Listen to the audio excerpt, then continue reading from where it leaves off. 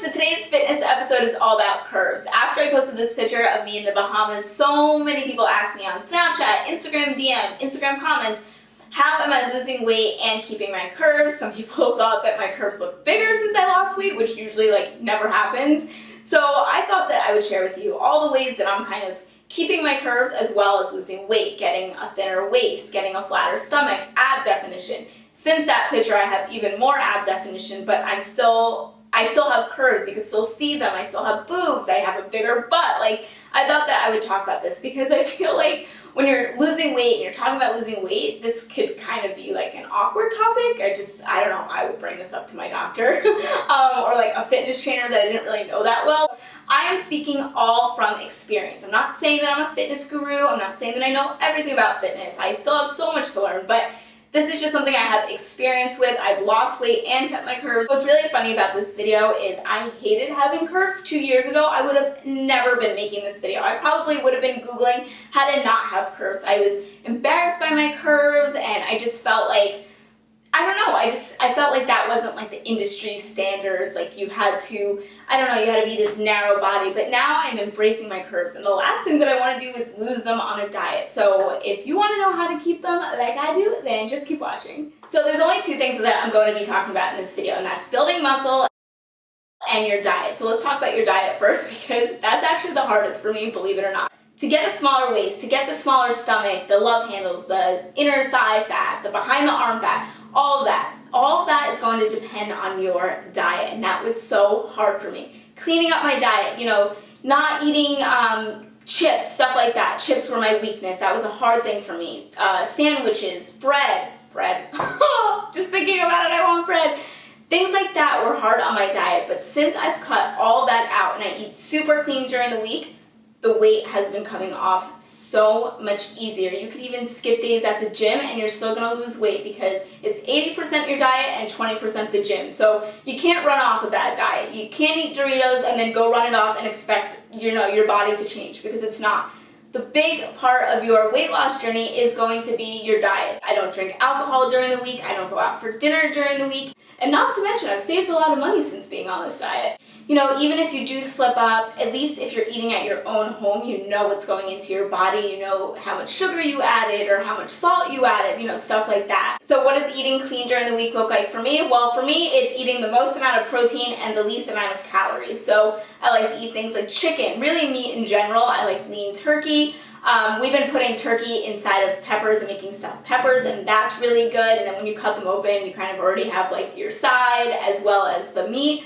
I love that. I've been drinking protein shakes in the morning for breakfast. If I don't have them for breakfast, then I'll have them after the gym. When I'm looking at labels, I look at the sugars, I look at the carbs, I look at the calories. Those are the three main things that I look at. So I eat like that all throughout the week, and then Saturday comes and I take that as my cheat day. So this past Saturday we had I had a caramel macchiato at Starbucks. I had sushi. I didn't go crazy as I would maybe a month ago. I definitely mellowed out on my cheat day and I'm not food. And I think that that's because I'm eating so clean during the week that I don't even want those things anymore. For me now, a splurge would be watermelon or something that has a lot of sugar that I don't want to eat a lot of. So I personally do like to take a cheat day. I feel like it kind of spices things up for your body and shocks your metabolism. Kind of like when you're trying new workouts at the gym, that's what I feel like a cheat day kind of does. It just kind of shocks things, and then you go right back to eating healthy during the week. So we start right back up Sunday morning. It makes your diet a lot more manageable, and it makes things a lot less depressing. So now we're going to talk about the toning up end of things and building muscle, because that's what's going to make you look more curvy or really just enhance the curves that you already have. And people always worry about the boobs and the butt, so that's what we're going to be talking about.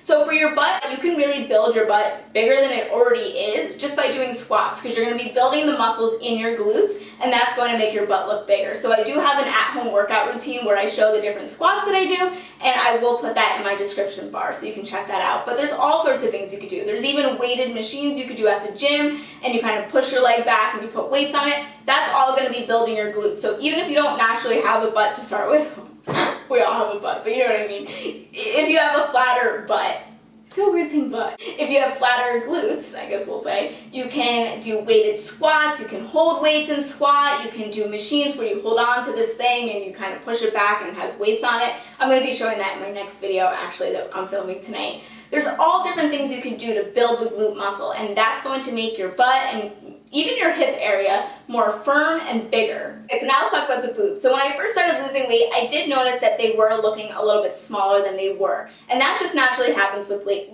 loss. You can naturally lose your boobs. So something that I noticed that built them right back up is doing wide set push-ups. I'm a huge fan of those. Not only has it made them have their fullness again, but it actually made them perkier. And if you watch me on Snapchat, sometimes I even go braless now if I'm wearing a little cami with a built-in bra. Forget about it. Last year, I could never do that, but now that they're more perky and they're more round, I can do that, and that's all from doing chest exercises. You can go to the gym and do the bar exercises where you're lifting the bar.